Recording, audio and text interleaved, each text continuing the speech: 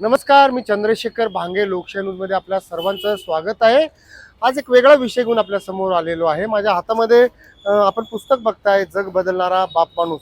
Doctor Babasaheb आंबेडकरांचं हे पुस्तक सध्या देशभरामध्ये मोठ्या प्रमाणात या पुस्तकाची विक्री सुरू आहे आणि हेच पुस्तक जे आहे ते डुप्लिकेट अर्थात बनावट पुस्तक जे आहे ते बाजारामध्ये आलेलं आहे आणि या बनावट पुस्तकाच्या विरोधात नवीन पनवेल पोलीस स्टेशनमध्ये गुन्हा देखील दाखल करण्यात आलेला आहे. माझ्या हातामध्ये ही गुन्ह्याची प्रत सुद्धा आपण बघत आहात. खरं तर या पुस्तकाचे जे लेखक आहेत जगदीश ओवाळ ते आपल्या समवेत आहेत.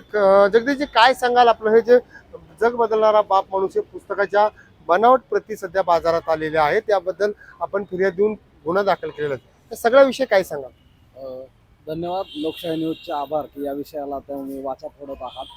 हा महाराष्ट्रातील साहित्य क्षेत्रातला खूप मोठा घोटाळा आहे, एक रॅकेट आहे जे बनावट पुस्तकं बनवतं. मागील 6 ते 8 महिन्यांपासून मी व्यथित आहे. मी प्रयत्न करतो या विषयाला वाचा फोडण्यासाठी. या पुस्तकाच्या 2 प्रकारे नकली प्रती बनवल्या गेलेल्या आहेत. तर त्याच्यामध्ये त्या दोन्ही प्रती मी पोलिसांकडे आता सादर केलेल्या आहेत. हे सादर होत असताना नवीन पनवेल खांदा कॉलनी इथे संविधान महोत्सव सुरू आहे.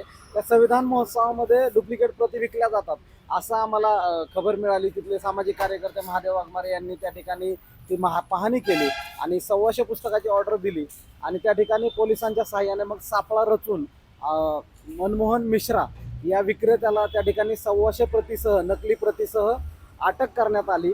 परंतु हा शेवटचा मासा आहे. याच्या पुढे हे रॅकेट खूप मोठा आहे आणि त्यामध्ये ज्या प्रकारे ही डुप्लिकेट प्रत तयार केली जाते हे नेमकं काय आहे, तर ही वाचकांची, प्रकाशकांची आणि लेखकांची फसवणूक आहे.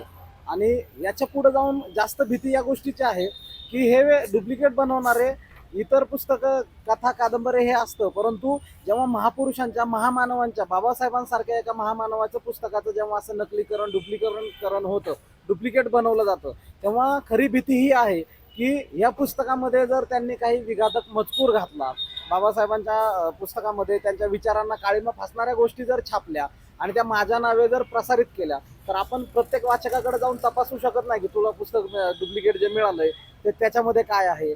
म्हणून हे खूप गंभीर प्रकरण आहे. यातून समाजविघातक गोष्टी घडू शकतात किंवा समाजामध्ये मोठं वेगळं वातावरण निर्माण केलं जाऊ शकतं आणि तसा देखील डाव यामध्ये असू शकतो.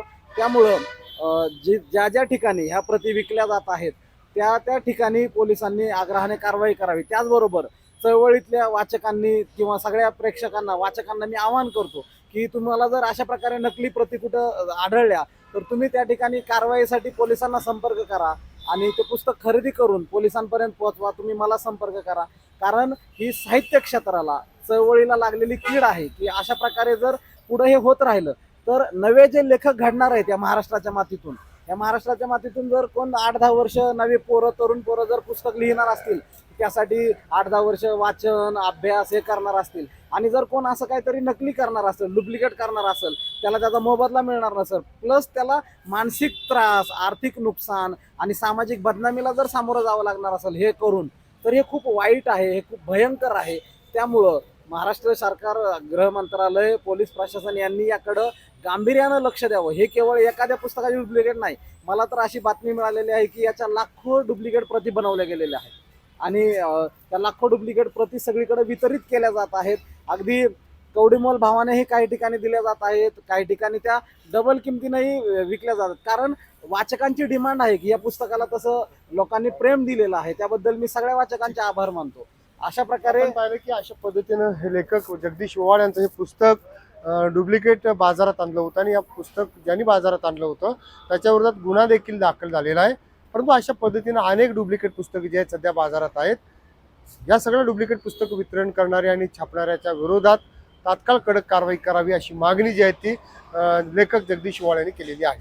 लोकशाही न्यूज, मी चंद्रशेखर भांगे, पुणे.